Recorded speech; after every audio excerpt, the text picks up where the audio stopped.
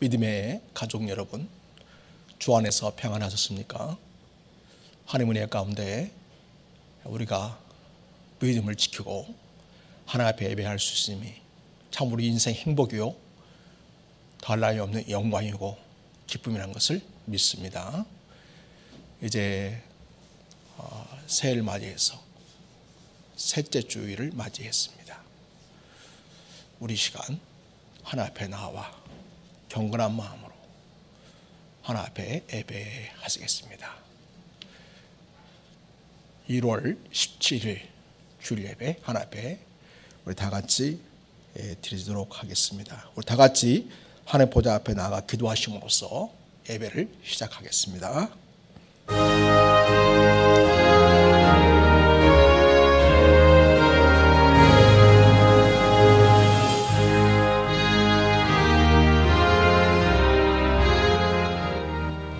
왕이신 나의 하나님이여, 내가 주를 높이고 영원히 주의 이름을 송축하리이다. 내가 날마다 주를 송축하며 영원히 주의 이름을 송축하리이다. 여호와는 위대하시니 크게 찬양할 것이라. 그의 위대하심을 측량하지 못하리로다. 아멘. 영원토록 그 이름이 송축받으시기 합당하신 하나님 아버지, 감사를 드립니다. 거룩하고 복된 주일을 주셔서 우리가 하나님 앞에 나와 예배할 수 있게 하심을 감사드립니다. 영원히 멸망받아야 마땅한 저희들, 그러나 하나님께서 저희를 내버려 두지 아니하시고 사랑해 주셔서 예수를 땅에 보내시어 십자가의 죽으심을 통하여 우리 모든 죄를 사하시고 우리를 구원해 주시니 참으로 감사를 드립니다. 우리를 예배자로 세우시니 감사합니다. 우리를 하나님 나라의 기업으로 삼으시니 감사합니다. 하나님 아버지, 이 시간 하나님께 기쁨과 찬송이 되게 하옵시고 저에게는 한없는 은혜와 평강이 가득한 아름다운 예배가 되게 하옵소서. 성령의 충만한 기름 부심이 있는 이 예배가 되게 해주시기 원하옵나이다. 이 예배를 성령님께 의탁합니다. 주관하여 주시옵소서. 감사하고 우리 영원한 왕이시오 우리의 구원자 되신 예수님의 이름으로 감사하며 기도드립니다. 아멘. 우리 시간 하나 앞에 찬송하시겠습니다. 15장 찬송하시겠습니다. 찬송가 15장 하시겠습니다.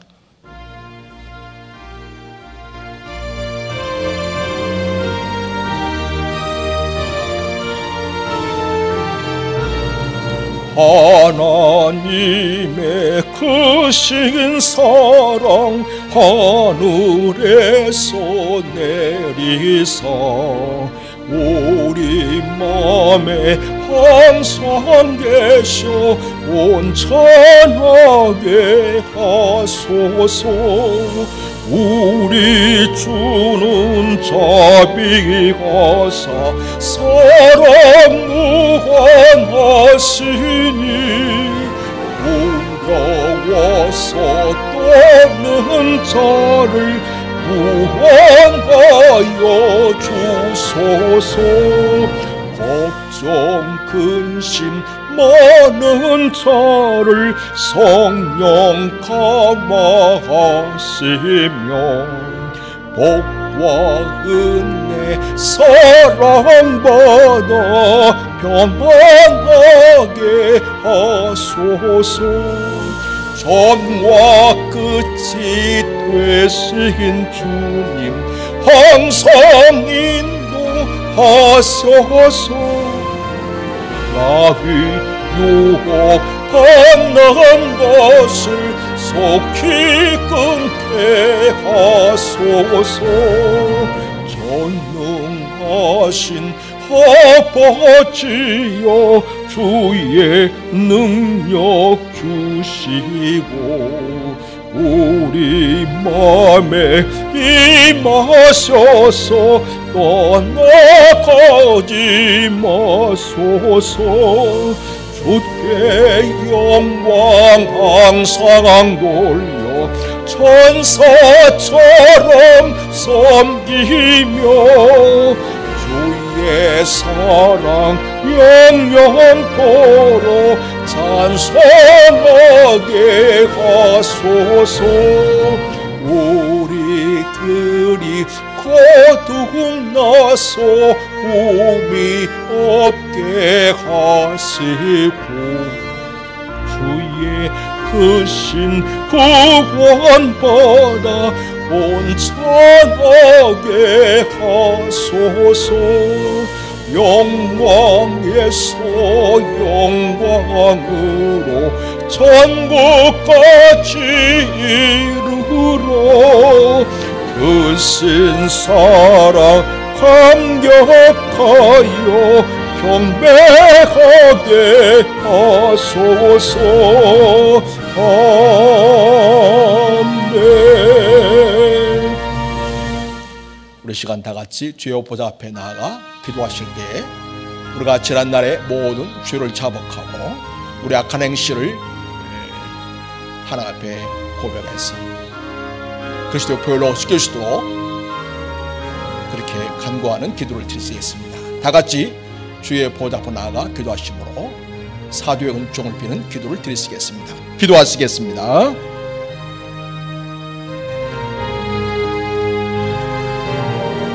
아버지,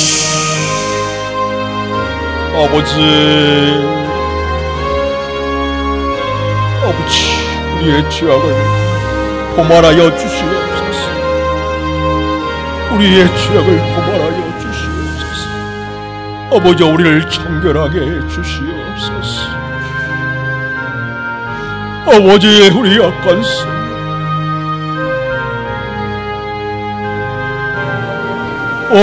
주님, 주님, 죄악을 사하소서. 우리를 청결하게 해주시오라고 기도합니다. 주님 도와주시옵소서.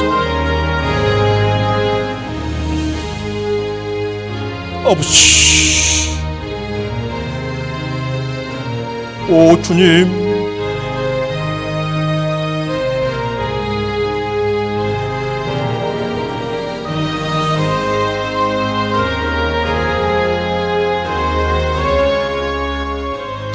하나님 아버지, 우리에게 사도의 은총을 주시니 감사를 드립니다. 우리가 죄를 잡아갈 때 주는 미쁘시고 오르고사 우리의 모든 죄를 사하시며 불의해서 우리를 깨끗하게 하여 주심을 위하여 감사를 드립니다. 우리를 정결한 주님의 자녀로 세우시고 예배케 하시니 감사를 드리오며 모든 말씀을 예수님의 이름으로 기도드립니다. 아멘. 사도신경을 고백함으로써 우리의 신앙을 고백합니다.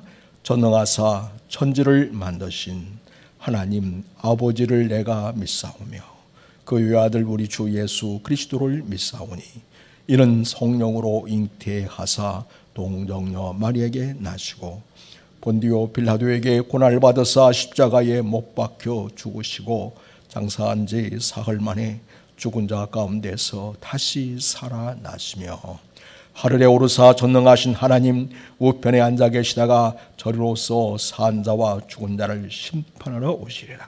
성령을 믿사오며 거룩한 공유와 성도가 서로 교통하는 것과 죄를 사하여 주신 것과 몸이 다시 사는 것과 영원히 사는 것을 믿사오고 나이다. 아멘. 우리 다 같이 기도하시겠습니다. 거룩하시고 복되신 우리 하나님 아버지, 이 거룩하고 복된 주일 아침에 저희를 하나님 앞에 세우시고 예배할 수 있게 하시니 감사를 드립니다. 하나님 아버지, 기도와 기는 우리를 통해서 하나님의 이름이 거룩히 여김 받으시기를 원하옵나이다. 저희가 날마다 주님을 닮은 주의 자녀로 살게 주시옵소서. 저희가 주의 이름을 높이게 하옵시고 우리 주님의 이름이 거룩히 여김 받는 삶을 선택하며 살아갈 수 있도록 주여 우리를 붙드시고 성령으로 거룩히 살도록 도와주시기 원합니다. 하나님, 이 땅에 하나님 나라가 임하게 하여 주시옵소서. 하나님의 다스리심이 온 세상에 임하게 하시고 또한 저희는 주님 말씀에 순종하며 주의 뜻을 이 땅에 이루며 살아갈 수 있도록 도와주시기 원하옵나이다. 이 세상의 의와 평안과 기쁨을 가져오는 주의 자녀로 살게 주시기 원합니다. 하나님의 아름답고 복된 뜻이 하늘에서 이루어진 것 같이 이 땅에서 저희를 통하여 이루어지게 하옵소서. 저희는 날마다 하나님의 가장 선하시고 기뻐하시고 온전한 뜻이 무엇인지 깨닫게 하시고 하나님께 온전히 순종함으로써 하나님의 뜻이 우리를 통하여 이 땅에 이루어지기를 원합니다. 하나님 아버지, 우리에게 일용할 양식을 주시니 감사를 드립니다. 또한 코로나부터 지켜주심을 감사드립니다. 우리 성도들의 가정을 붙들어 주시고 보호해 주시니 감사합니다. 우리들의 직장과 사업장을 지키시고 보호해 주시니 감사합니다. 우리의 모든 삶의 필요를 공급해 주시니 감사를 드립니다. 모든 삶의 위험에서 지켜주시는 우리의 목자 되신 하나님께 감사를 드립니다. 또한 날마다 주님의 말씀을 묵상하며 영의 양식을 공급받게 하시고 성령의 인도하심과 도우심으로 살게 하시니 감사를 드립니다. 하나님 아버지, 우리 큰사랑 교회는 하나님의 주인들은 교회가 되게 해주시옵소서. 우리 하나님을 높이는 교회가 되기를 원합니다. 우리 교회가 진리의 기둥과 터가 되게 하시고 그래야 말씀을 옳게 전하고 말씀에 굳게 서서 믿음으로 살아나가는 성도들이 되기를 원합니다. 하나님 아버지, 우리 교회의 비전을 위해 기도하옵나니 하나님이여 역사하여 주시기를 원합니다. 우리 모든 성도들이 주님의 신실한 제자들이 되게 해주시옵소서. 우리 미래 세대의 주님을 닮은 사랑과 성님의 사람들로 세워지게 하시고 세상의 빛과 소금이 되어 모든 삶의 자리에서 빛의 자녀들로 살아내기를 원합니다. 우리 믿음의 가정들이 행복한 천국이 되게 해주시고 온 식구가 예수를 믿고 같은 마음으로 예배하며 주님께 영광을 돌리는 복된 가정들로 세워주시기 원합니다. 주여, 우리 교회가 지역사회를 사랑의 공동체로 세워가는 일에 복되게 쓰임받는 교회가 되게 해주시기 원합니다. 또한 제3세계와 한민족의 복음화를 이루는 교회로 쓰임받게 도와주시옵시고 그들을 위해서 기도하며 물질로 후원하며 세계 선교에 쓰임받는 교회가 되게 해주시옵소서. 또한 말씀을 연구하고 가르치는 사역을 통해서 성경 한국을 이룬 일에 일조하게 하시고 더불어 함께 아름다운 목교의 동력을 이루는 교회의 본이 되도록 복주시기 원하옵나이다. 하나님 아버지, 코로나가 하루빨리 사라지게 해주시옵소서. 코로나 백신이 공급되게 해주시옵소서.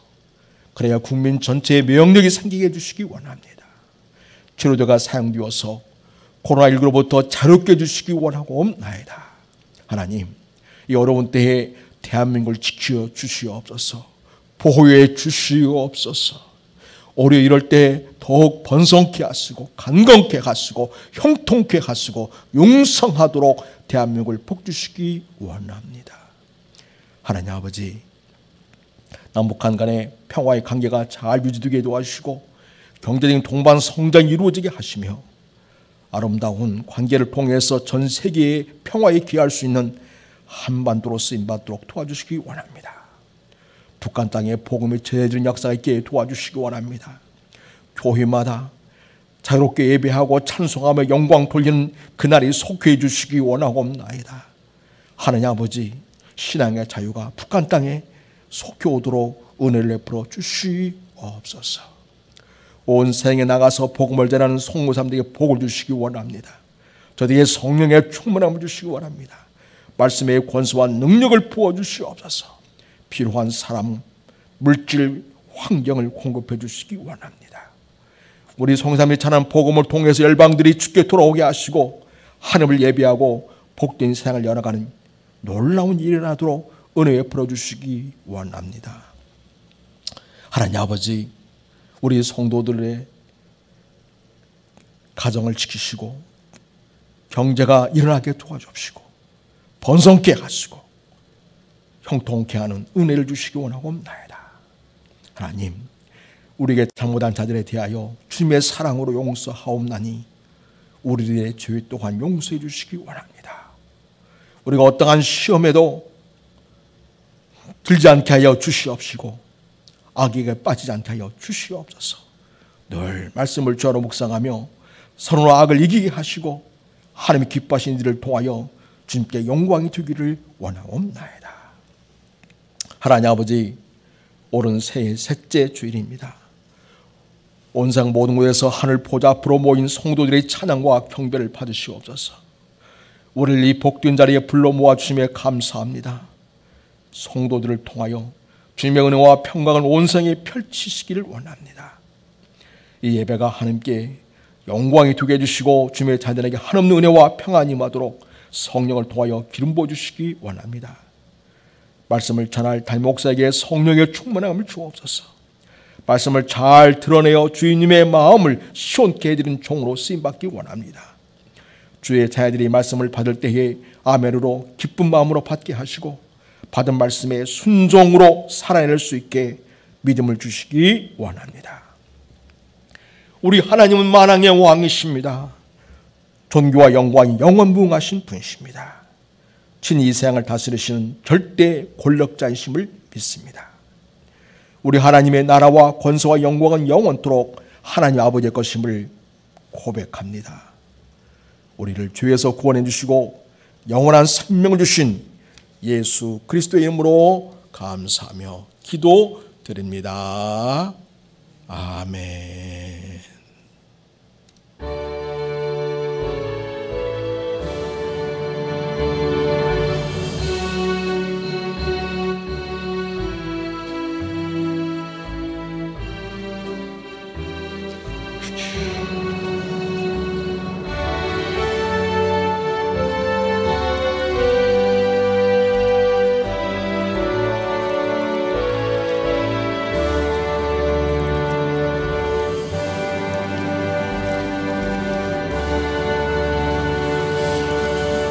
찬송가 90장입니다.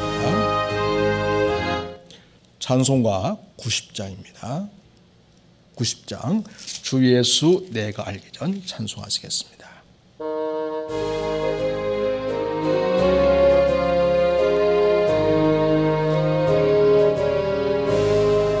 주 예수 내가 알기 전 날 먼저 사랑했네.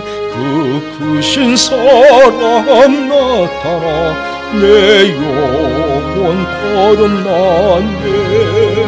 주 내 맘에 늘 계시고 나 주의 안에서 저 포도 되어 갔더니 참 좋은 나의 친구.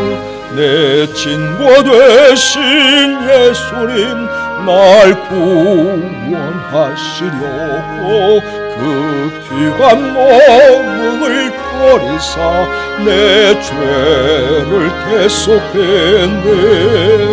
나 주님을 늘 믿으며 그 손을 의지하고 내 몸과 마음을 바쳐서 끝까지 충성하리. 내 진실하신 친구여 큰 은혜 내려주사 날 항상 보호하시고 내 밖에 되옵소서. 그 풍성한 참 사랑을 왜 능히 끊을 소냐. 날 구원하신 예수는 참 좋은 나의 친구. 아멘. 오늘 우리에게 주시는 하나님의 말씀은 신약성경 요한복음 2장입니다. 요한복음 2장 1절에서 11절까지 말씀이 되겠습니다. 신약성경 144쪽입니다. 요한복음 2장 1절에서 11절까지 제가 말씀을 받들어 읽겠습니다. 사흘째 되던 날 갈릴리 가나에 혼례가 있어 예수님의 어머니도 거기 계시고 예수와 그 제자들도 혼례의 청함을 받았더니 포도주가 떨어진지라. 예수의 어머니가 예수에게 이르되 저들에게 포도주가 없다 하니 예수께서 이르시되 여자여 나와 무슨 상관이 있나이까 내 때가 아직 이르지 아니하였나이다.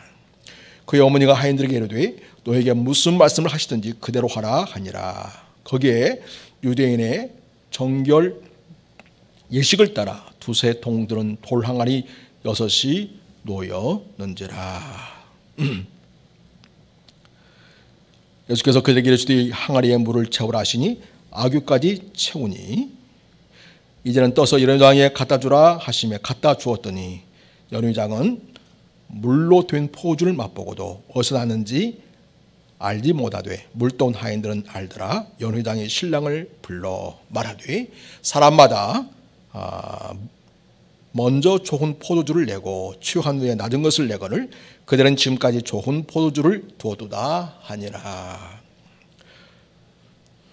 예수께서 이 첫 표적을 갈릴리 가나에서 행하여 그의 영광을 나타내심에 제자들이 그를 믿으니라. 아멘. 이 말씀의 본문을 가지고 가나 혼인잔치의 표적이라는 제목으로 함께 은혜를 나누겠습니다.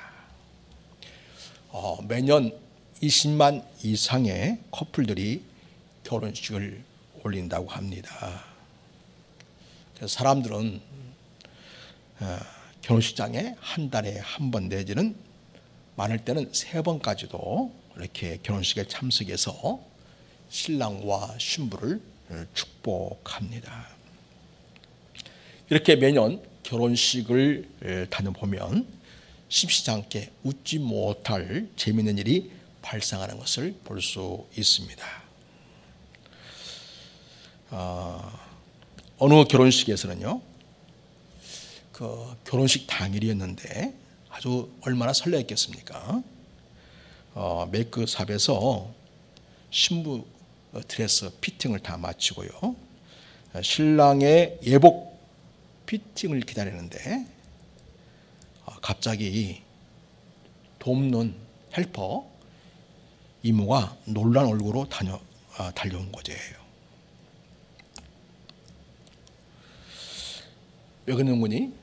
신랑 예복이 없어졌다는 것입니다.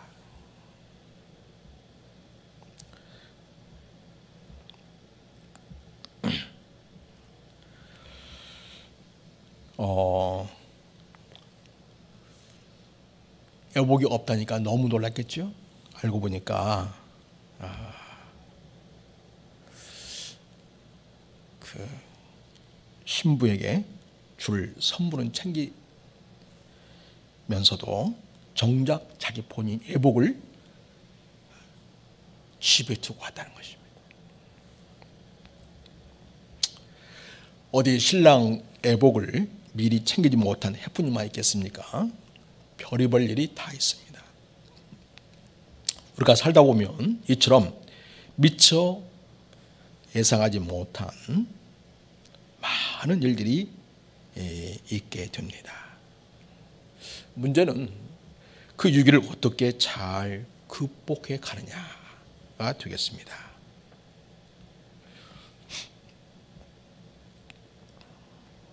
우리는 오늘 주일 아침에 가나의 혼인잔치 사건을 통해서 발생한 위기 상황을 어떻게 해결하게 되는지를 살펴보면서 주님이 우리에게 주시는 영적 교훈을 깨닫는 시간이 되기를 바랍니다. 갈릴리 가나 지역에서의 혼인잔치는 그 혼인식 날 가나가나 많은 사람들이 초청할 수 있도록 그렇게 사람들을 초청한다고 합니다. 혼인잔치는 대개 저녁에 시작이 되었고요. 저녁에 시작이 되었고 7일 동안이나 계속 되었습니다. 축하객들로 붐볐고 호인잔치 가운데 모두가 들뜨고 행복한 그런 시간을 보내고 있었습니다. 그런데 큰 일이 일어났습니다. 바로 손님을 접대할 포도주가 다 떨어진 것입니다. 우리는 결혼식에서 포도주를 거의 사용하지 않기 때문에 그게 무슨 큰 일이겠나 싶지만은 그 지역에서 포도주는 손님을 접대하는 아주 귀한 기둥이 되기 때문입니다. 그래서 너무나 중요했습니다. 이때 예수의 어머니 마리아가 예수님께 이 문제를 해결해 줄 것을 부탁합니다. 예수님이 이 사건을 해결하시면서 예수님이 우리에게 어떠한 분이신지를 우리에게 알려주고 있습니다. 먼저 이 가나 혼인잔치의 표적은 우리 삶에 문제가 있을 때에 그 자리에 예수님이 계신다면 해결의 역사가 일어난다고 하는 것입니다. 혼인잔치에서 포도주가 떨어지는 것은 오랫동안 사람들의 입방아에 지켜두고 조롱거리가 될 수 있었습니다. 또 사회적인 실책이 되어서 정말 창피한 일이 될 수 있습니다. 주인은 손님들에게 7일 동안 충분히 포도주를 공급할 그런 책임이 있었습니다. 여자들의 숙소는 포도주가 저장되고 있는 그런 가까이에 있었습니다. 거기에 있던 예수님의 어머니 마리아는 남자들이 눈치채기 전에 포도주가 다 떨었다는 사실을 알게 되었습니다. 마리아는 포도가 떨어진 이 문제를 예수님에게 이야기합니다. 포도주가 다 떨어졌으니 큰일이 났다. 이 문제를 해결해 주길 바란다는 뜻을 전합니다. 그때 여러분 그 얘기를 했다는 것은 무슨 의미겠어요? 예수님 그 문제를 해결해 주길 바란다는 그런 부탁이 되겠습니다. 그러자 예수님은 어머니의 대답을 합니다. 사절 보면 예수께서 이르시되 여자여 나와 무슨 상관이 있나이까 내 때가 아직 이르지 아니었나이다 이렇게 말합니다. 예수님이 어머니께 여자라고 이렇게 이야기합니다. 한국에서 이렇게 표현을 쓴다면 아주 버릇없는 그런 자식이라고 할 수 있겠지요. 그래서 혹이라도 여러분이 예수님이 혹시 어머니를 가볍게 여기는 그런 표현이 아닌가 하는 생각이 들 수 있겠습니다. 그런데 오히려 정반대입니다. 이 여자야를 원어로 보면 여자를 높여서 부르는 말입니다. 그래서 영어 번역본의 하나인 NIV New International Version을 보면요, 이 여자애를 어떻게 번역하고 있냐면 친애하는 여인이요 이렇게 번역을 했습니다.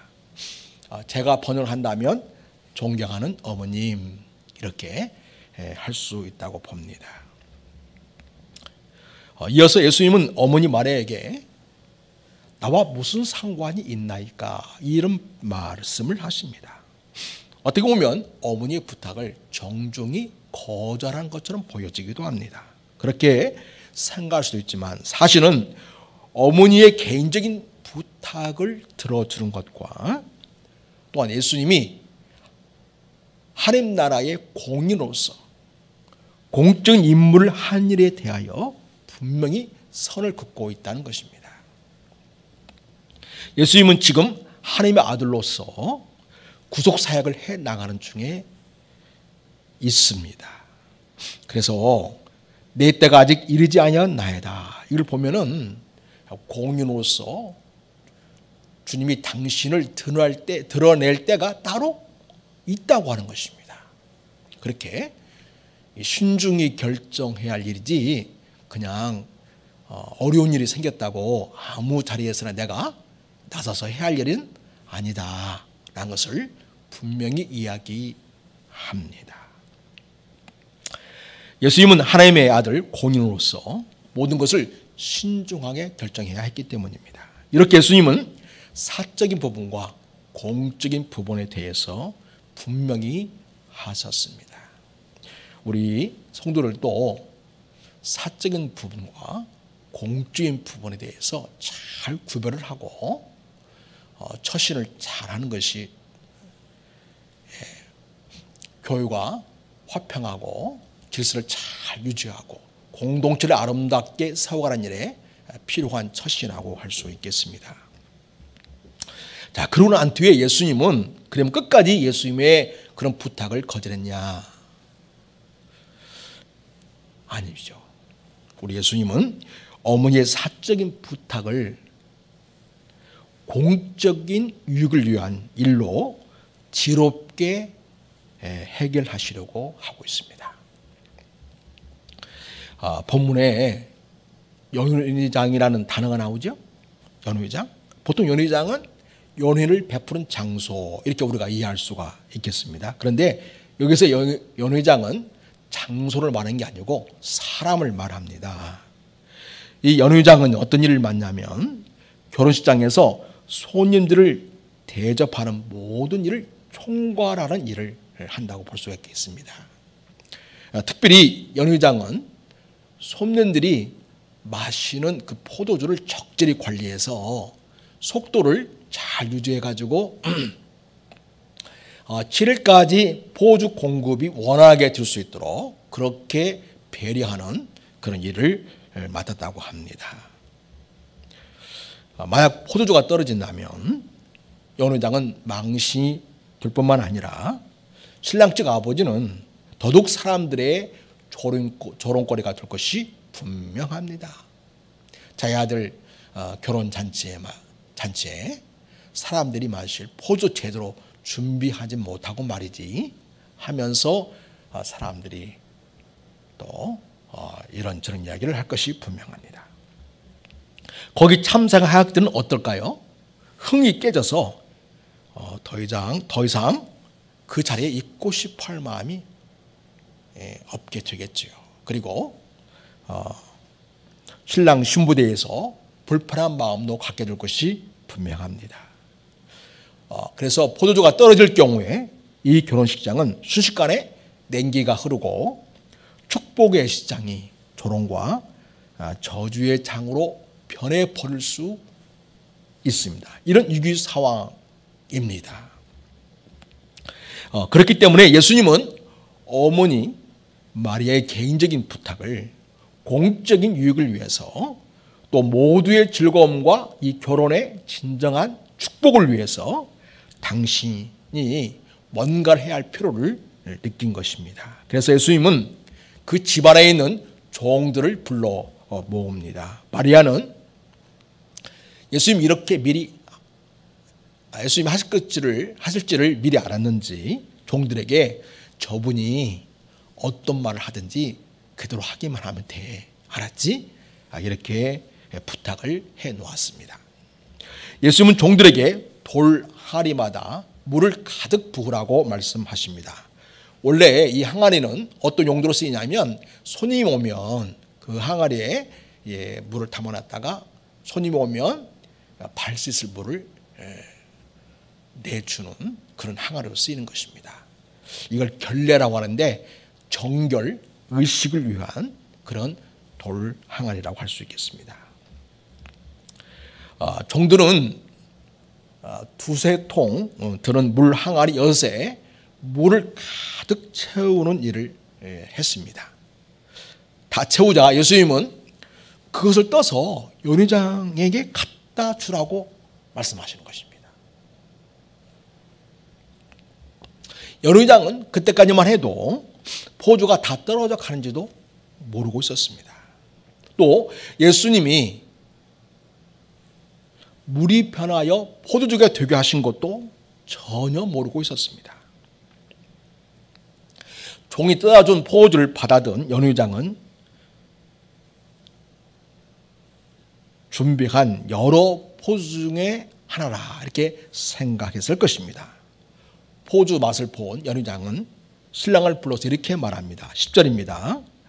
말하되 사람마다 먼저 좋은 포주를 내고 취한 후에 낮은 것을 내거늘 그들은 지금까지 좋은 포주를 두었도다 하니라.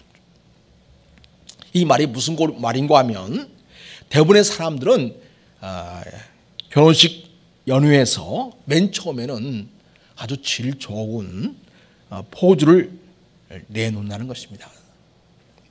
그러다가 나중에 사람들이 포도주에 취할 때쯤 되면 포주 맛을 제대로 분별하지 못하기 때문에 그때는 질이 낮은 포도주를 내놓는다는 것입니다. 그런데 이 집에서는 다른 집들과는 달리 많이 시간이 지났음에도 불구하고 오히려 더 좋은 포도주를 내놓았다니 정말 대단하고 기분 좋은 일이라는 것입니다. 어찌 연회장만 그런 생각을 했겠습니까? 거기 있는 모든 축가객들이 예수님의 놀라운 능력을 통해서 물이 변하여 포주가 얻은 그 포주를 마실 때에 야, 지금까지 마셨던 포주와는 또 비교할 수 없을 만큼 맛있네. 이렇게 좋은 포주를 이 집에서 준비했다니 하면서 얼마나 기분 좋은 생각을 하겠습니까? 자칫 엉망이 되어버릴 수 있는 결혼식장의 분위기는 예수님 덕분에 모두가 다 즐겁고 행복한 흥이 나는 축제의 장이 되었습니다. 아무나 물이 변하여 포도주가 되게 하는 능력을 가질 수는 없습니다. 아무런 물리적인 혹은 화학적인 처리도 하지 않았는데 물이 포도주로 변하게 된 것은 하나님만이 하실 수 있는 일입니다. 이 가나안 혼인잔치에서 물이 변하여 포도주로 변하는 이 사건을 통해서 주님이 보여준 표정은 바로 무엇이겠습니까? 바로 예수님은 하나님의 아들로서 전능하신 하나님이시라는 것을 드러낸 것입니다. 전능한 분심을 드러낸 것이죠. 이와 같이 예수님이 계신 곳에서는 어떤 문제도 더 이상 문제가 되지 않습니다.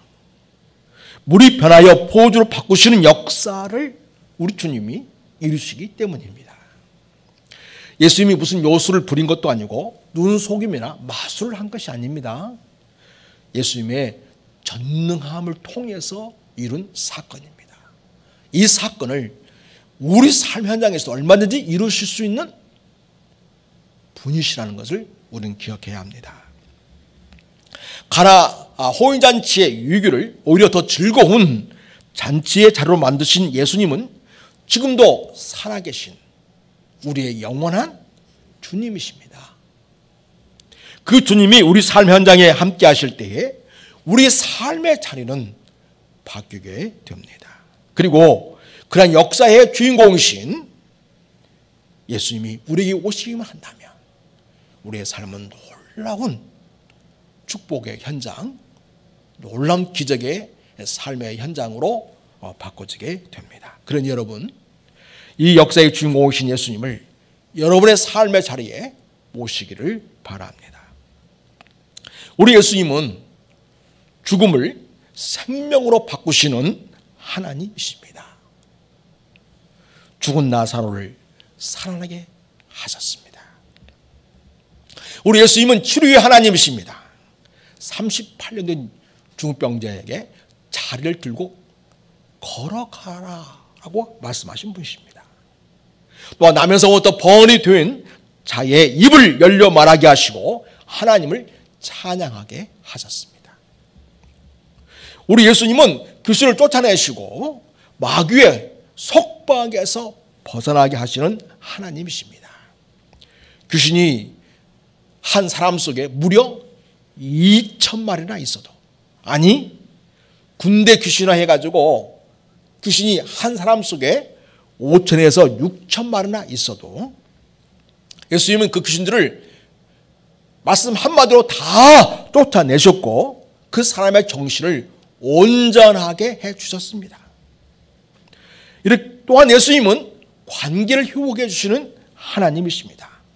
사이로부터 철저히 소유되고 가족으로부터 버림받은 문둥 병자들을 완전히 치료해 주셨습니다. 그리고 가족으로 돌아가게 해 주셨습니다. 완전한 사유로 살 수 있도록 해 주셨습니다. 여러분에게 어떤 삶의 문제가 있습니까? 그 자리에 예수님을 모시기 바랍니다. 예수님이 여러분의 삶의 자리에서 그 전능하심으로 일할 수 있게 예수님을 초청하시기 바랍니다. 여러분의 문제를 맡겨드리시기 바랍니다. 예수님은 살아계신 전능한 하나님이십니다. 여러분의 문제를 예수님께 맡겨버리십시오. 예수님을 전적으로 의지하시기 바랍니다. 주님이 내 안에 오셔서 일하시기 시작하면 모든 문제는 풀리기 시작합니다. 예수님이 가나 호인잔치에서 물이 변하여 포도주로 되게 하신 이 기적은 우리가 삶의 문제를 주님께 맡기면 예수님이 우리 모든 삶의 문제를 해결해 주시는 전능한 하나님이심을 보여주신 것이었습니다. 자, 이제 두 번째로 이 가나 호인잔치의 표적은 예수님이 십자가의 길을 가시는 것을 보여주는 그런 의미를 우리에게 줍니다. 그래서 이 가나 호인잔치의 표적은 예수님의 십자가를 바라보게 합니다. 본문에서 11절은 예수님이 이 첫 표적을 갈릴리 가나에서 행하셨다 이렇게 말합니다. 표적이라고 하는 것은 영어로 사인입니다. 사인. 이 표적은 표징이라고도 하는데, 이를테면 구약에서 할례를 하는 것은 할례가 뭐를 나타냅니까? 하나님의 언약 백성의 것을 나타냅니다. 그것을 몸에 표시하는 것이죠. 그래서 표적은 뭔가를 알려주는 메시지라고도 하고, 또 예언적인 징조를 알려주고 그런 기능을 하는 눈에 보이는 어떤 표시, 어떤 사건을 말합니다. 여러분, 애굽에 내린 재앙은 어떤 사인입니까? 어떤 표시입니까? 하나님이 이스라엘 백성 중에 함께 계신다고 하는 그런 표시입니다. 우리 예수님이 다시 오실 때에 하늘에서 일어날 징조를 이야기해 주셨죠. 예수님의 재림 직전에 있게 될 하늘의 징조는 곧 예수님이 재림하게 될 것이라는 그런 표시가 되겠습니다. 여러분, 시작 성경에서 궁극적인 표적의 목표가 뭐냐 하면 바로 예수님의 죽으심과 부활, 그리고 성령의 새 생명을 알리는 그런 메시지를 담고 있습니다. 자, 이런 관점에서 우리가 이 표적을 이해하면 되겠습니다. 자, 그리고 오늘 이 표적과 관련해서 오늘 이 본문에 쓰인 단어를 살펴보겠는데, 1절을 보면 사흘째 두어날이라는 표현이 있습니다. 그것은 1장 43절에서 마지막 절까지,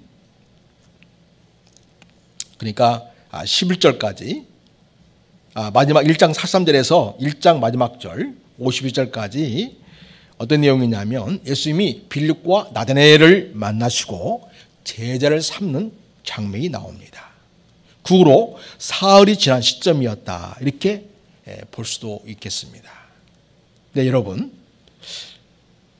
오늘 본문에서의 사흘째 두어 날은 약간 이 본문의 흐름과 사흘째 두어 그 날의 의미가 다른 것을 우리가 한번 생각해 볼 수 있겠는데요.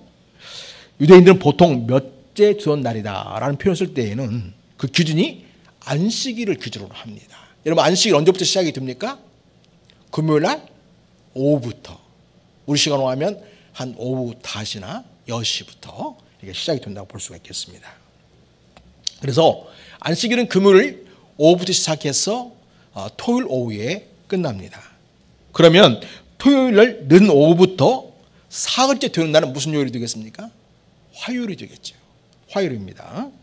그런데 보통 유대인들은 결혼식을 언제 했냐면 관습적으로 나흘째 되는 날 수요일에 했다고 합니다. 그리고 과부가 재혼할 때에는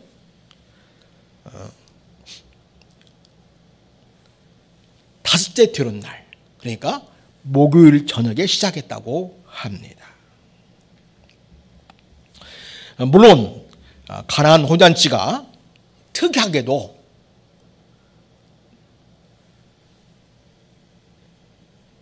나흘째 되는 날이 아니라 사흘째 되는 날에 했을 수도 있겠습니다. 그러나 당시 관례를 보면 좀 낯서는 것이 됩니다. 그렇다면 요한복음은 왜 당시에 결혼식 날로서 사흘째라는 표현이 어색한데도 굳이 사용했을까요? 요한복음은 표적의 당사자인 예수님에게 사흘째 되는 날이 중요했기 때문일 것입니다. 우리는 이 가나 호인 사건의 마지막 11절에 나오는 표적이라는 단어에 주목해 볼 수 있습니다. 요한복음 2장 1절에 사흘째 되던 날과 11절에 표적이라는 단어를 연결시키면 물이 변하여 포도주로 변한 이 사건을 통해 예수님이 어떤 분이 될 것인지를 알려주고 싶어서 이렇게 나를 표현했다고 볼 수가 있겠습니다. 여러분, 우리 예수님께서 사람들이 우리에게 기적을 보여주오라고 할 때 내가 너에게 무슨 기적을 보여주겠느냐? 내가 너에게 보여줄 기적은 요나의 표적이니라고 했지요. 요나가 하나님께 불순종하여 가다가 결국 바다에 던져졌고 큰 물고기가 그를 집어 삼켰지요. 며칠 동안 물속에 있었습니까? 물고기 속에 있었습니까? 사흘 동안 있었습니다. 예수님이 그 요나의 표적밖에는 보여줄 표적이 없다, 그렇게 굳이 말씀한 이유가 무엇이겠습니까? 예수님 궁극적으로 보여줄 표적은 무엇이다? 예수님이 죽으신 지 사흘 동안 그 죽음 가운데 있게 될 것이라는 것을 말씀하신 것입니다. 그것과 연관시키기 위해서 이 요한복음은 사흘째 되는 날 이런 표현을 통해서 이야기하고 있고, 또 표적이라는 그러한 단어를 통해서 의미심장한 그러한 뜻이 이 가나 호인잔치 사건 속에 있다는 것을 이야기해 주려고 하는 것입니다. 가나 호인잔치에서 예수님은 물이 변하여 포도주가 되게 하셨습니다. 예수님은 이 기적을 통해서 당시 어떻게 될지를 보여주는 표적으로서 물이 변하여 포도주가 되게 한 것이었다는 것입니다. 여러분, 포도주의 색깔은 어떻죠? 붉은 색깔이죠. 곧 피의 색깔입니다. 예수님은 물이 변하여 포도주로 만든 이 사건을 통해서 예수님 자신이 십자가에서 피 흘려 죽으시게 될 것을 예고했다고 하는 것입니다. 예수님은 제일과의 마지막 만찬에서 이렇게 말씀하셨습니다. 마태복음 26장입니다. 26장 27절 28절을 보면 또 잔을 가지사 이제 떡을 떼신 다음에 이제 잔을 함께 나누려고 하고 있죠. 잔을 가지사 감사기도 하시고 그들에게 주시며 이르시되 너희가 다 이것을 마시라. 이것은 죄 사함을 얻게 하려고 많은 사람을 위하여 흘리는 바 나의 피 곧 언약의 피니라는 것입니다. 예수님은 당신이 행하신 첫 번째 기적으로 갈릴리 가나에서 물이 변하여 포도로 변한 사건을 일으키셨는데, 주님이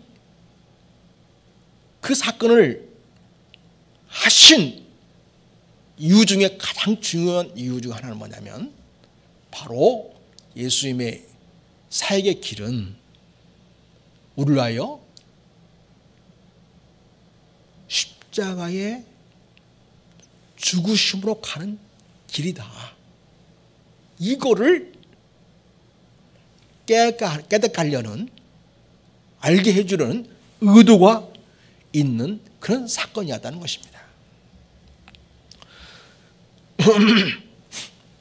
예수님은 마태복음 26장 29절에 그러나 너에게 이르노니 내가 포도나무에 난 것을 이제부터 내 아버지의 나라에서 새 것으로 너희와 마시는 날까지 마시지 아니하리라 하시면서 그 당신이 흘리는 포전을 이렇게 나눠주면서 그 포전이 뭘 의미하냐면 바로 예수님이 흘리는 피를 의미한다. 곧 언약의 피다. 우리를 위해서 대속적인 죽음을 맞이하게 될 것을 이야기해주고 있습니다. 그렇습니다. 예수님이 가나 혼인잔치에서 물을 포도로 변하게 한 사건은 예수님 우리를 위하여 속죄 제물로 피 흘리셔서 많은 사람들에게는 참된 자유와 기쁨을 주시고 구원과 생명을 풍성히 얻게 하시는 것이었습니다. 이 가나 혼인잔치의 기적은 바로 예수님 향한 첫 기적이었습니다. 그것은 예수님이 사역의 시작부터 이미 우리들을 위한 하나님의 어린 양으로서 우리를 위해 피 흘려주시기로 작정하시고 당시 인생의 마지막까지 그 십자가를 향한 삶의 여정으로 사신다는 것을 보여주고 있습니다. 예수님은 사역의 첫 기적부터 우리를 죄에서 구원해 주시려고 우리를 위해 피 흘려 죽어주심을 나타내셨습니다. 그래서 우리는 가나의 혼인잔치의 사건을 통해서 우리를 위해 대신 죽으시고 구원해 주신 주님을 꼭 만나야 합니다. 그렇습니다. 아직 예수님을 믿지 않고 구원을 얻지 못한 분들은 이 시간에 나를 위해 이 세상에 오셔서 대신 피 흘려 죽으심으로써 나를 구원하시는 예수님을 꼭 믿으셔야 합니다. 여러분의 마음에 이 예수님을 받아들이십시오. 그리고 믿음을 갖고 이렇게 고백하시기 바랍니다. 따라서 하겠습니다. 예수님은 나를 위해 이 땅에 오셨습니다. 나를 구원해 주시려고 평생을 십자가를 향해 가시더니 마침내 나를 위해 십자가에 피 흘려 죽어주시기까지 나를 사랑해 주셨습니다.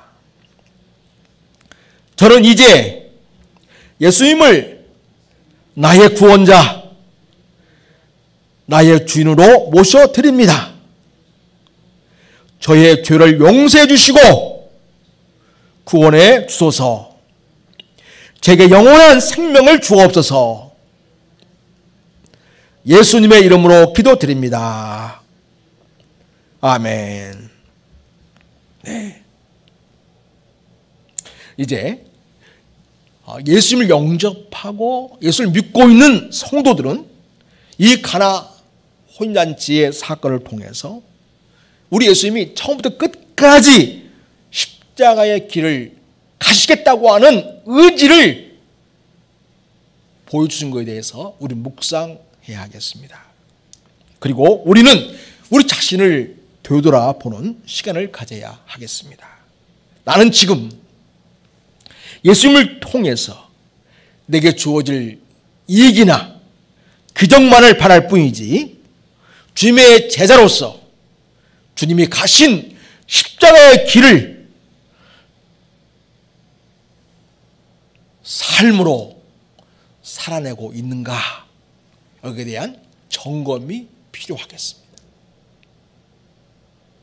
기적만을 바라고 주님의 놀라운 능력만을 바랄 뿐이지 만약에 주님이 가신 그 십자가의 길을 가는 제자로서의 삶이 아니라면 그는 더 이상 주님의 제자가 아니고 주님과 상관없는 자가 되는 것이겠죠. 주님의 기적을 통해서, 능력을 통해서 뭔가 인간적인 많은 이익을 얻고자 하는 욕망에 붙잡힌 사람이라고 할 수가 있겠습니다. 사랑하는 여러분, 우리는 욕망에 붙잡힌 자로 사는 자가 아니라 예수님처럼 나를 내어주고 섬기고 사랑하는 그와 같은 주님의 제자의 삶을 살아야 할 것입니다. 바로 십자가의 길을 가는 자로 살아야 하겠습니다.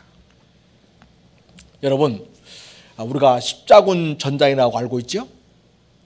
우리는 대개 그 십자군 전쟁이 자칫 오해하면 마치 믿음을 위한 전쟁처럼 오해할 수 있습니다. 그러나 사실은 그것은 믿음을 위한 전쟁이 아닙니다.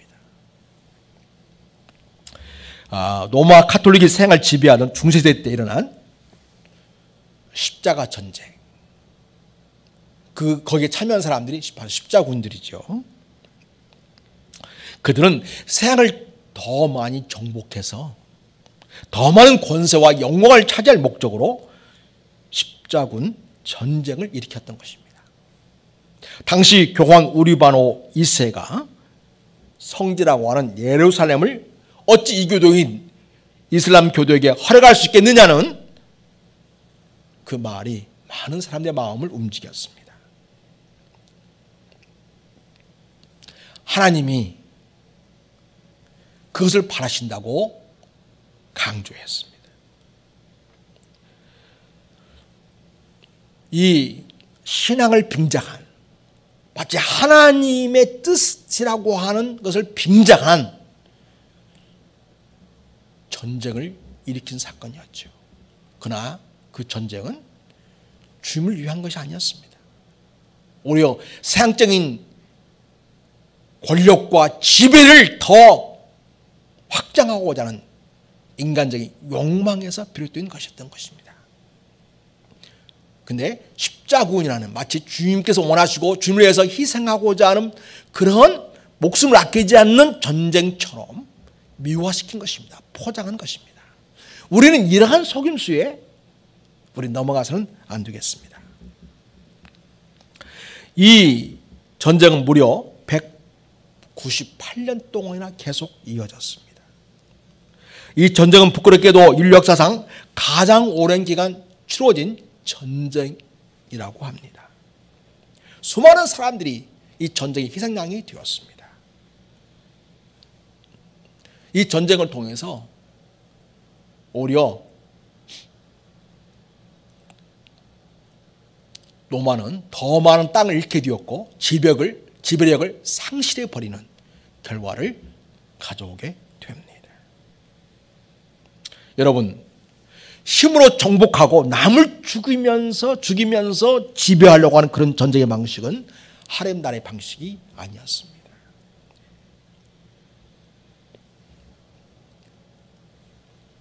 그래서 세상의 길은 인간의 욕망으로 가득 찬 십자군의 길이었기 때문입니다.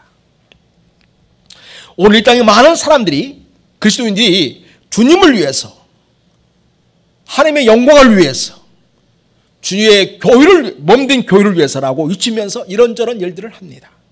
그러나 많은 경우에 하나님 나라의 방식이 아닌 세상의 방식인 숫자와 힘을 동원해 가지고 그것을 이루려고 합니다. 그리고 숫자와 힘이 동원되어지면 교회가 가진 힘을 가지고 세상과 싸우려 들고 세상을 이겨먹으려고 달려드는 것을 보게 됩니다. 그러나 이것은 십자군의 길을 반복할 뿐입니다. 우리 주님은 그런 길을 선택하지 않으셨습니다. 오히려 십자가의 길을 선택하셨습니다. 우리 주님의 선택은 하늘에서 땅으로 내려오는 낮아짐이 있었습니다. 스승으로서 제 아들의 냄새나는 발을 씻기셨습니다. 500리의 기적을 체험한 사람들이 예수님 억지로 왕을 삼으려고 할 때 우리 예수님은 그들을 피해서 홀로 산으로 가셨습니다. 유대 종교 권력자들과 로마 군병들에게 잡히셨을 때에 그들이 가진 검과 몽치보다 더욱 강력한 하늘의 12군단을 얼마든지 동원할 수 있었지만 하지 않으셨습니다. 오히려 십자가에 달리셨고 죽으셨습니다.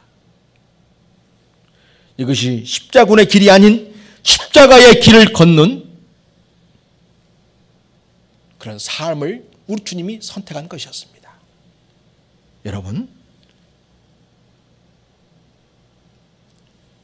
예수 이름으로 하나님의 영광이라는 것으로 치장한 십자군의 길이 아니라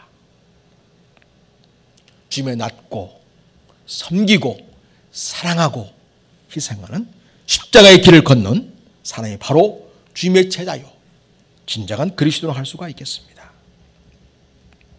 사회학자인 노드니 스타크가 쓴 기독교 발행이라는 책의 내용에는요, 이 스타크는 불신자인데 어떻게 해서 이 작은 기독교가 로마 제국을 기독교로 만드는, 국가로 만드는 엄청난 결과를 가져왔는가 하는 것입니다.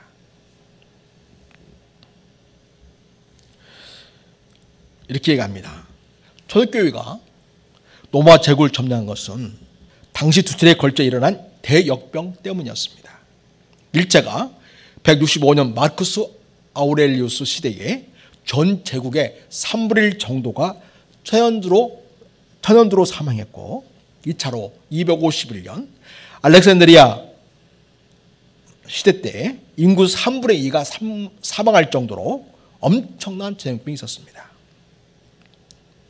로마 사람이나 기성 종교가 좌절하고 역병 앞에서 다 도망갔습니다. 아픈 사람들 다 방치하고 다 나살리라 하고 도망갔을 때였습니다.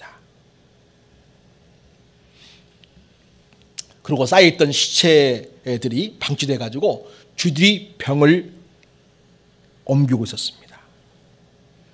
초대 교인들이 이 시체들을 다 정리하고 장례를 치러줬습니다. 당시는 오늘날 같이 의료가 발달 시대가 아니었습니다. 지금의 코로나19와 비교할 수 없는 무서운 전염병은 이교도를 믿는 로마 사람뿐만 아니라 기독교를 믿는 크리스천까지도 가리지 않고 공격했습니다. 이때 종교 지도자들과 돈 많은 제국의 사람들은 걸어마 나살려라 하고 전염병을 피해서 다 도망갔습니다. 안전지대를 찾아 달아났습니다. 이때 초대교회의 교부, 목사님이죠, 키프리안이 이렇게 해줬습니다. 우리가 단지 그리스도인만을 소정이고 우리끼리만 자비를 베푼다면 그것은 놀라운 일이 아닙니다. 하나님께서 관용을 베푸신 것 같이 관용을 베풉시다. 원수도 사랑합시다. 사실 로마 정부는 기독교를 얼마나 핍박했습니까? 얼마나 많은 기독교인을 죽였습니까? 사실 로마 황제는, 또 로마 사람들은 원수와도 같은 존재이죠. 그렇지만 그들이 어려움에 처했을 때 발벗고 나선 이들이 바로 우리 기독교인이었고 정석을 돌보았고 간호했습니다. 그래서 많은 사람을 살렸고요. 그리고 죽은 시체들을 다 장례를 치러서 정리를 했던 것입니다. 여기에 로마 사람들이 감동을 받고 녹아진 것입니다.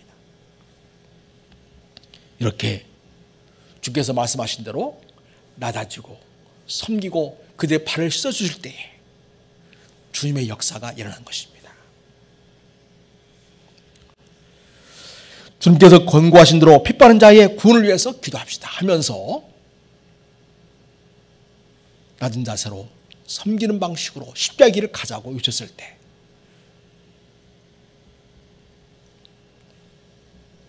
그 사랑과 헌신과 성림의 결과로 로마 제국은 기독교 국가가 되었습니다.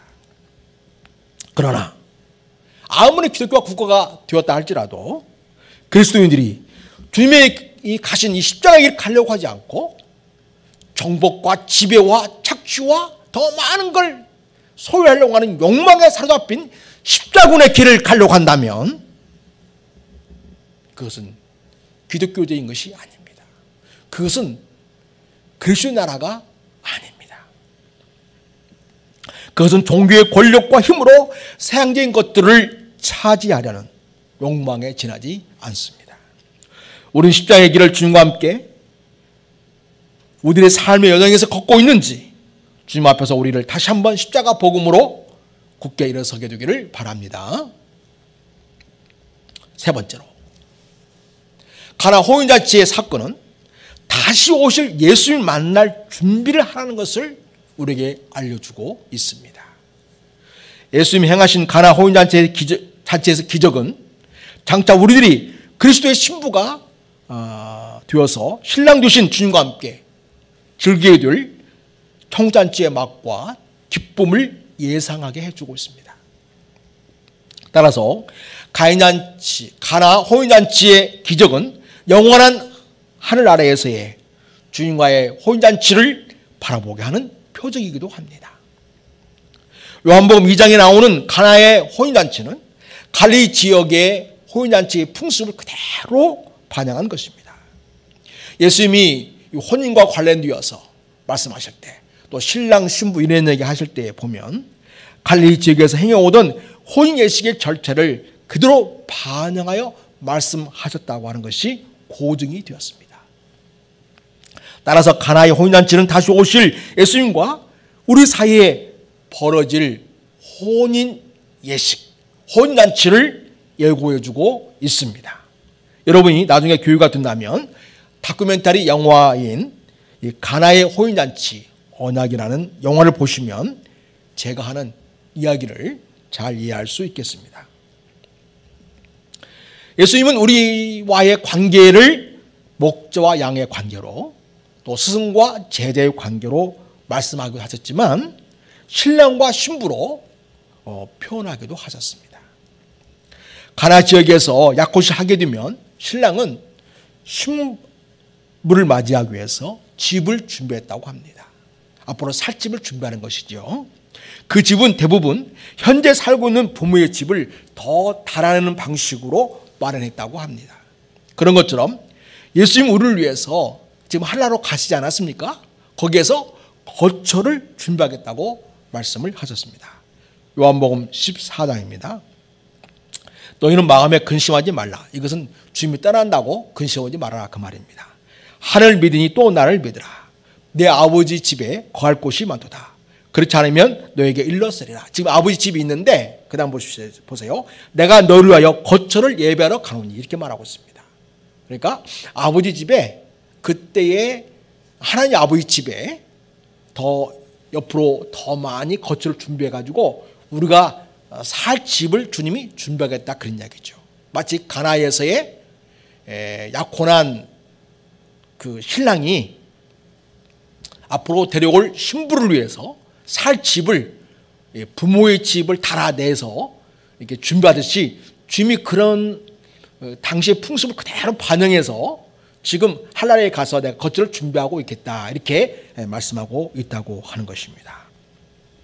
또 당시에 신랑은 거처가 다 준비가 되면 아내를 데리러 가게 됐다고 이야기합니다. 예수님도 거처를 다 준비하면 다시 와서 우리를 그 거처로 인도하시겠다고 하셨습니다. 요한복음 14장 3절입니다. 가서 너희를 위하여 거처를 예비하면 내가 다시 와서 너희를 내게로 영접하여 나 있는 곳에 너희도 있게 하리라 하셨습니다. 또 주님 오실 때 주님의 신부는 끝까지 믿음과 정절을 지킨 하나님의 백성들이라는 것을 기억해야 하겠습니다. 실제로 신부는 어떤 일을 하느냐, 한 1년 동안 기다리게 되는데 그때에 그 신랑을 사랑하는 마음을 가지고 신랑에 대한 믿음을 가지고 믿음과 정절로서 그 시간을 잘 준비하는 것이죠. 요한계시록 21장을 보면 이렇게 말합니다. 9절에 7 대접을 가지고 마지막 7 재앙을 담은 7 천사 중에 하나가 나와서 내게 말하여 이르되 이리 오라. 내가 신부 곧 어린 양의 아내를 내게 보이리라. 그러니까 어린 양은 누구예요? 예수님이죠. 예수님 아내인 신부를 너에게 보여주겠다 하고 어디로 데려가냐면 10절 성령으로 나를 데리고 크고 높은 산으로 올라가 하나님께로부터 하늘에서 내려오는 거룩한 성 예루살렘을 보이니 하나님의 영광이 있어 그 성의 빛이 지극히 귀한 보석 같고 벽과 수정같이 맑더라. 크고 높은 성곽이 있고 12문이 있는데 문에 12천사가 있고 그 문들 위에 이름을 썼으니 이스라엘 자손 12지파의 이름들이라. 그래서 여러분, 하늘에서 내려오는 거룩한 성 예루살렘은 단음만이 누구였냐면 그게 바로 단순히 건물이 아니라 어린 양의 신부였다는 것이죠. 그게 바로 12절에 이스라엘 자손 12지파의 이름들이라. 그러니까 이스라엘 백성들을 구약을 배경으로 하기 때문에 이런 표현이 나온 거죠. 그래서 이 12지파는 신약에서는 12사도들로 대표되는 예수님의 제자들과 그 예수를 따르는 모든 자들이 다 주님의 백성이고 그들이 곧 어린 양의 신부, 예수님의 신부가 된다는 것을 이야기해 주고 있습니다. 바로 끝까지 믿음과 정죄를 지킨 하나님의 백성들이 예수님의 신부입니다. 여러분, 예수님은 우리의 영적인 신랑입니다. 우리는 예수님의 영적인 신부입니다. 우리는 주님이 오실 때까지 순결과 믿음과 정절로서 주님을 맞이할 수 있는 준비된 자가 되어야 합니다. 이 가나 호인잔치에서 신부가 남편을 맞이할 때 믿음과 정절로서 자신을 지키면서 기다려 했던 것처럼 우리도 다시 주님을 만날 때까지 믿음과 정절로서 우리 자신을 지켜가야 한다는 것입니다. 또 예수님이 말씀한 것처럼 우리는 등과 기름을 준비하는 신부로 우리가 준비해야 합니다. 이 말은 말씀과 성령으로 잘 준비되어서 신랑주신 예수님을 맞이할 수 있는 준비된 자가 되어야 된다, 이렇게 말합니다. 예수님은 다시 오실 때까지 대신에 성령을 보내셔서 그 성령님이 우리와 함께 하도록 하시겠다고 이야기하고 있습니다. 따라서 다시 오셔서 주님을 맞이할 때까지 우리는 성령님의 인도하심과 성령님의 인재 속에서 성령님의 인도 속에서 우리가 살아감으로써 주님을 맞이하는 그런 신부로서 우리가 살아가게 되는 것입니다. 요한복음 14장 16절을 보면 내가 아버지께 구하겠으니 그가 또 다른 보혜사를 너희에게 주사 영원토록 너희와 함께 있게 하겠다, 이렇게 말씀하고 있습니다. 그는 진리의 영이라 세상은 능히 그를 받지 못하나니 이는 그를 보지도 못하고 알지도 못함이라. 그러나 너희는 그를 아나니 성령을 아나니 그는 너희와 함께 거하시며 또 너희 속에 계시겠습니다. 그래서 성령이 우리와 함께 거하시고 우리 안에 계심을 통해서 내가 너희를 고아와 같이 버려두지 아니하고 너에게로 오리라 하신 말씀처럼 다시 주님 오실 때까지 우리는 어떠한 신부로 살아가느냐, 성령님의 인재 속에 성령님과 함께하는 삶을 살아내는 자로 살아내고 있어야 된다는 것을 이야기하고 있습니다. 또 성령님은 예수님을 기다리는 신부로 사는 동안 우리를 가르치고 생각나게 하시면서 그 모든 과정을 인도해 주십니다. 요한복음 14장 26절 27절입니다. 보혜사 곧 아버지께서 내 이름으로 보내실 성령 그가 너에게 모든 것을 가르치고 내가 너에게 말한 모든 것을 생각나게 하리라. 평안을 너에게 끼치노니 곧 나의 평안을 너에게 주노라. 내가 너에게 주는 것은 세상에 주는 것과 같이 아니하니라. 같지 아니하니라. 너희는 마음에 근심하지도 말고 두려워하지도 말아라. 내가 갔다가 너에게로 온다 하는 말을 너희가 들었나니 나를 사용하라 하였더라면 내가 아버지께로 감을 기뻐하였으리라. 아버지는 나보다 크심이라. 이렇게 이제 성령님께 우리를 맡겨주시고 우리 예수님이 하늘나라에 가셨다가 다시 데려오신다고 분명하게 이야기해주고 있습니다. 그래서 우리는 신부로서 주님을 사랑한 자로 살아야 하겠습니다. 우리는 주님의 말씀을 지키는 자로 사는 삶이 있어야 하겠습니다. 요한복음 14장 23절입니다. 예수께서 대답하여 이르시되 사람이 나를 사랑하면 내 말을 지키리니. 그러니까 여러분, 우리 예수님께 하나로 계시는 동안 우리가 주님을 사랑하는 삶을 살아야 한다는 것이죠. 살아야 된다는 것입니다. 그러면 예수님을 사랑한다는 게 뭐냐? 예수님 말씀을 지킨다는 것입니다. 하나님 말씀을 지킨다는 것이죠. 나를 사랑하면 내 말을 지키리니 내 아버지께서 그를 사랑하실 것이요 우리가 그에게 가서 거처를 그와 함께 하리라. 그래서 이 말은 하늘에 준비한 그 거처에 주님을 사랑하여 그 말씀을 지킨 자들을 함께 있게 하겠다고 말씀하고 있습니다. 그러나 여러분, 예수님이 다시 오시지만 그 날은 아무도 알지 못합니다. 실제로 여러분, 예수님 당시에 갈릴리 가나 지역에서 호인 날짜는 누가 정했냐면 신랑의 아버지가 정했다고 합니다.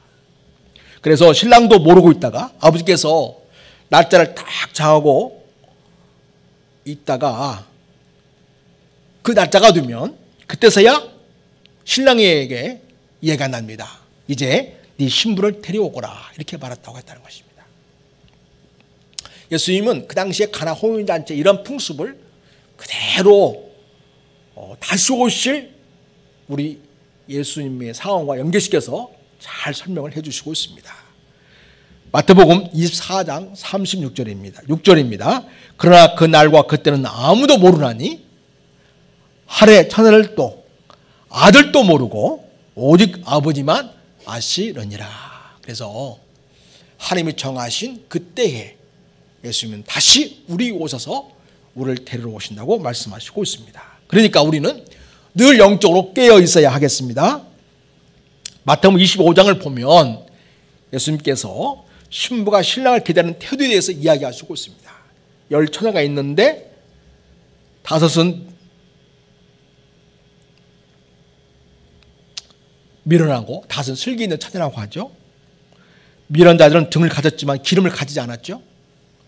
슬기 있는 자들은 그래서 기름을 담아가지고 등과 함께 가져왔습니다.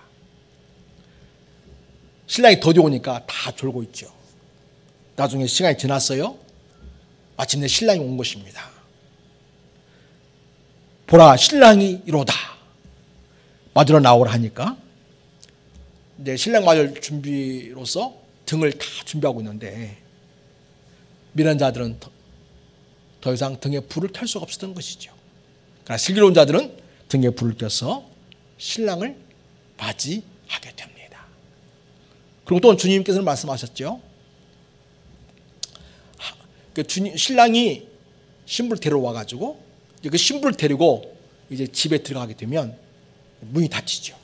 실제로 가나 호인잔치에서의 연휴가 이루어지는데, 잔치가 이루어지는데 신랑 집에서 잔치가 딱 시작이 되면 문을 딱 닫고 시작했다고 합니다. 그런 것처럼 한나라에서도 이제 더 이상 교회가 없게 된다는 거죠. 그래서 우리를 데리고 한나라에 들어가게 되면 한나라의 문은 딱 닫힌다는 것입니다.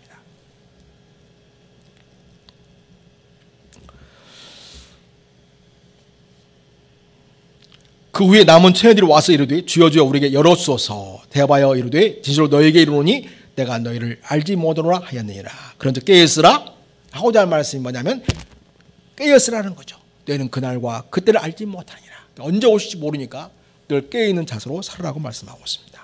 자, 이제 우리는 예수께서 가나 호인잔치에서 행하신 표적에 대해서 말씀을 나눴습니다. 먼저 우리는 가나 호인잔치에서 예수님이 물을 포도주로 변화가신 사건을 통해서 예수님은 전능한 하나님이시라는 것을 알게 하시는 표적이라는 것을 알게 되었습니다.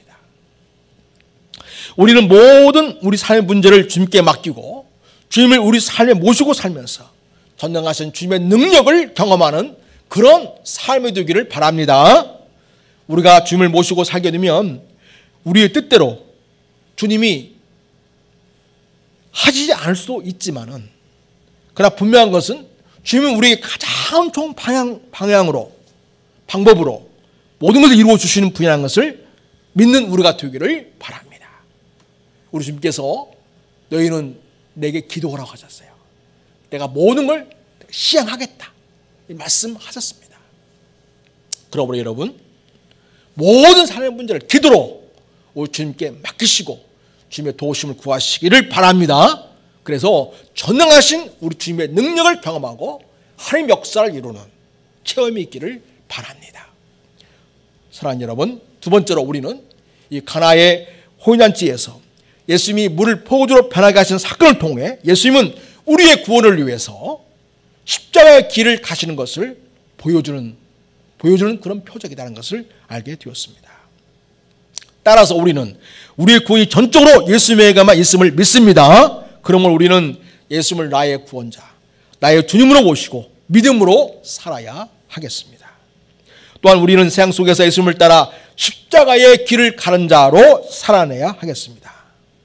또 우리는 세상 속에서 남을 지배하고 죽이고 내가 더 많은 걸 차지하기 위해서 노마 시대의 십자군처럼 살지 않고 주님 우리를 위해 기꺼이 자기 목숨을 내놓은 삶을 사셨던 것처럼 우리도 주님의 사랑으로 생을 살리고 치유하고 회복한 일에 쓰임받는 십자가의 길을 가는 주님의 자녀로 살기를 바랍니다. 또 세 번째로 우리는 가나의 호인잔치에서 예수님이 물을 포주로 변하게 하신 사건을 통해서 예수님 우리를 다시 데리러 오시는 신랑이 되시고 장차 주님과의 영적 혼인을 준비하는 신부로서 우리가 살아가야 한다는 것을 보여주는 표제라는 것을 알게 되었습니다. 예수님 우리가 살 거처를 준비하러 하늘로 가셨습니다. 거처가 준비가 되면 예수님은 우리를 데리러 다시 오실 것입니다. 그러나 그 나는 아무도 모르고 오직 하나님 아버지만 아십니다. 우리는 그때까지 믿음과 정결로 주님을 사랑하며 살아야 하겠습니다.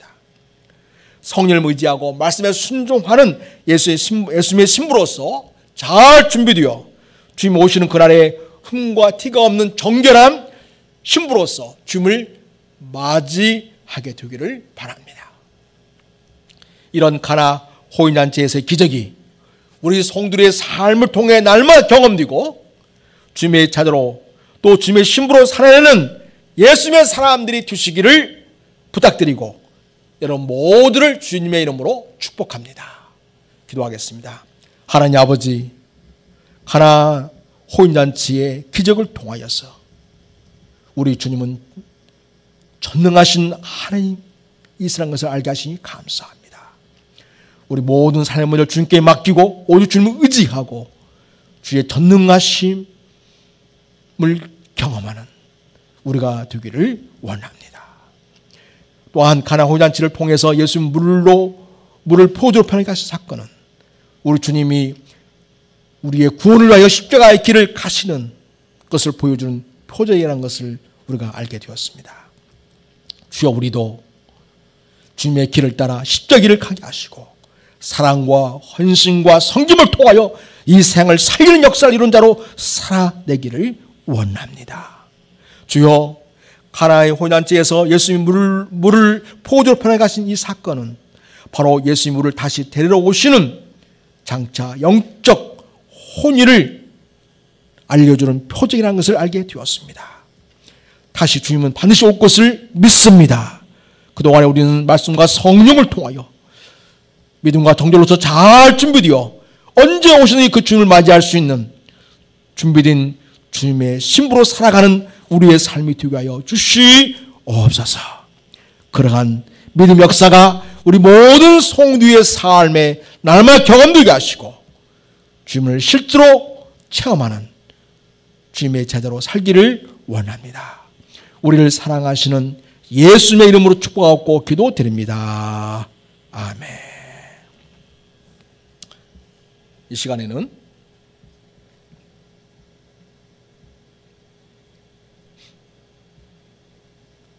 찬송하면서 헌금하겠습니다. 92장 1절 하겠습니다. 92장입니다.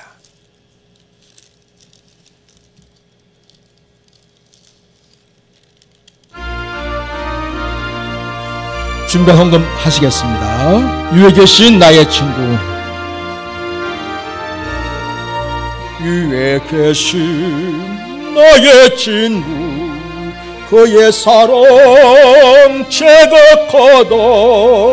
이런 예수 그래서도 나의 구주, 나의 친구, 사랑하는 나의 친구, 늘 가까이 계시도다. 그의 사랑 놀랍도다. 변함없는 나의 전부. 아멘. 하나님 아버지, 주님의 사랑에 감사하여, 주께서 베푸신 은혜에 감사하여 우리의 준비한 예물을 올려드리오니 주여 받으시옵시고, 이 귀한 예물이 쓰여진 곳마다 하나님의 사랑의 역사가 일어나게 하시고, 생명을 살리는 역사가 있게 하시고, 놀라운 주님의 뜻을 이루는 역사가 있기를 원하고 나이다. 하나님 아버지, 10의 1조와 주정헌금과 감사 예물과 또 선교헌금을 기억해 주시옵소서. 또 이모저모로 주 앞에 드려진 헌금들을 기억하시고, 그들의 믿음과 정성과 주님에 대한 헌신을 받아주시기 원합니다. 저들의 삶의 주의 은혜 가운데서 승리케 하시고, 코로나를 비롯한 모든 위험과 어려움부터 보호해주시고 지켜주시옵시고, 믿음으로 승리하도록 성령으로 충만하게 하여 주시기를 원합니다. 우리 삶의 주인 되신 예수님의 이름으로 축복하고 기도드립니다. 아멘. 강호 말씀드립니다. 성도 여러분, 코로나로부터 안전하게 지낼 수 있도록 조심하시고, 감기와 독감도 조심하시기 바랍니다. 그리고 여러분, 이 문제가 잘 해결되기 위해서 우리 함께 기도할 수 있기를 바랍니다. 코로나의 소멸을 위해서, 또 온 국민의 백신을 맞고 또 항체가 다 생길 수 있도록, 집단 항체가 생길 수 있도록, 그리고 치료제가 빨리 공급이 되어서 잘 치료될 수 있기 위해서 기도해 주시기 바랍니다. 또한 어려울 때일수록 기도할 수 있길 바랍니다. 우리 교회를 위해서, 한국 교회를 위해서, 또 선교사님들을 위해서, 대한민국을 위해서 축복하고 기도해 주시기 바랍니다. 여러분, 다음 주 예배는 정상적으로 드리겠습니다. 다음 주부터는 사회적 거리두기 2단계가 적용이 됩니다. 그래서 교회 면적의 20%에 해당되는 숫자가 들어올 수 있겠습니다. 따라서 우리 교우들은 다 오셔서 함께 예배할 수 있기를 바랍니다. 그러나 식사는 이제 하지 못하게 되겠고요. 유통부도 학생부도 정상적으로 예전처럼 진행하니까 그렇게 참석하시기를 바랍니다. 새해를 맞이해서 여러분 모든 성도들 가정에 주님의 은혜와 평안이 가득하길 바라고요. 또 주님께 드리는 헌금은 아래 주보 아래에 있는 교회 통장에 입금해 주시면 감사하겠습니다. 543장 1절 찬송하고 축도로 예배 마치겠습니다.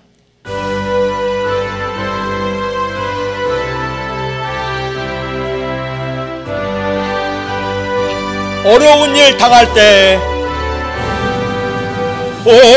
어려운 일 당할 때 나의 믿음 적으나 의지하는 내 주를 더욱 의지합니다. 세월 지나갈수록 의지할 것뿐일세. 무슨 일을 당해도 예수를 의지합니다. 아멘.